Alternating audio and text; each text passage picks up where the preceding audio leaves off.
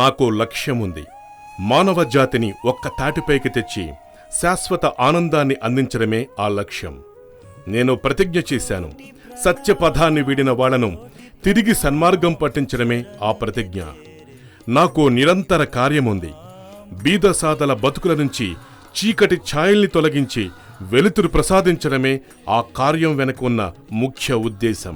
1947లో సత్యసాయి తన అన్నయ్యకు రాసిన చివరి లేఖ ఇది. అన్నట్లుగానే తరువాతి కొన్ని దశాబ్దాలు ఆయన లక్ష్యాలు కార్యరూపం దాల్చడాన్ని చూశాయి.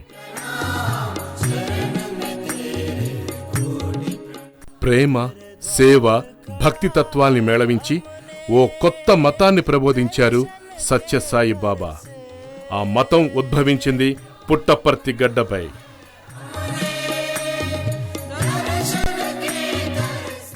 ప్రశాంతి నిలయం కేంద్రంగా అది విశ్వమంతా వ్యాపించింది. ఎన్నో జీవితాల్ని మార్చేసింది. మరెందరి గుండెల్లోనూ కొంగొత్త నమ్మకానికి బీజం వేసింది. ఎన్నో రోగాలను మటుమాయించేసింది. గుండె లోతుల దాకా నాటుకుపోయిన ద్వేషభావాలను కడిగేసింది. ఇంతటి ఘనచరిత్ర ఉన్న ప్రశాంతి నిలయానికి పునాది పడింది 1947లో. దాదాపు 10,000 గజాల స్థలంలో వెలిసింది ప్రశాంతి నిలయం. బాబాకు 20 ఏళ్లు వచ్చేదాకా ఓ చిన్న ఆశ్రమంలోనే భక్తులు ఆయన్ను దర్శించుకునేవాళ్లు. కొన్నాళ్లకు వెల్లువెత్తుతున్న భక్తజన సంద్రం ముందు ఆ ఆశ్రమం మరీ చిన్నదైపోయింది. అందుకే ప్రశాంతి నిలయం నిర్మాణానికి శ్రీకారం చుట్టారు భగవాన్ శ్రీ సత్యసాయి బాబా. ఈ భవన సముదాయాన్ని బాబాయే స్వయంగా డిజైన్ చేశారు. అవధిపురి హై పర్తి ఈశ్వరాంబ కౌసల్య. 1950లో ప్రశాంతి నిలయం ఓ మామూలు 2 అంతస్తుల బిల్డింగ్ మాత్రమే. 1973 వరకు చిన్న చిన్న విస్తరణలు తప్ప పెద్దగా మార్పులేవీ లేవు. కానీ ఆ తర్వాతే సత్యసాయి మరిన్ని భవనాలకు అంకురార్పణ చేశారు. పైకప్పులపై గోపురాలను చేర్చారు. గోడలపై ప్రాచీన శిల్పకళల్ని చెక్కించారు. 1974 నాటికి ప్రశాంతి నిలయం ప్రశాంతి మందిరమైపోయింది. ఓ సాధారణ ఆశ్రమం ఆలయ రూపాన్ని సంతరించుకుంది.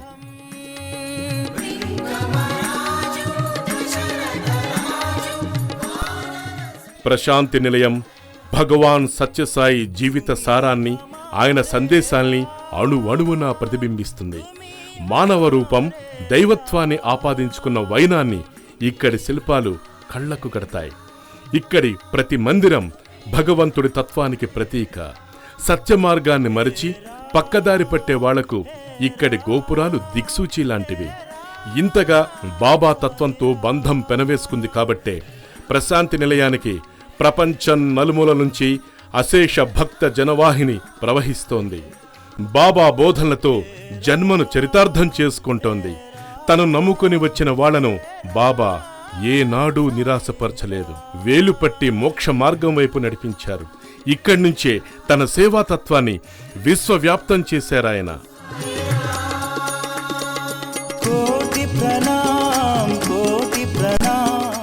ప్రపంచ స్థాయి సౌకర్యాలున్న సూపర్ స్పెషాలిటీ ఆస్పత్రులు, అంతర్జాతీయ ప్రమాణాలతో విద్యను అందించే స్కూళ్లు, కాలేజీలు, భారీ తాగునీటి ప్రాజెక్టులు, ఏ సేవైనా సరే అందుకు కేంద్ర బిందువు ప్రశాంతి నిలయమే.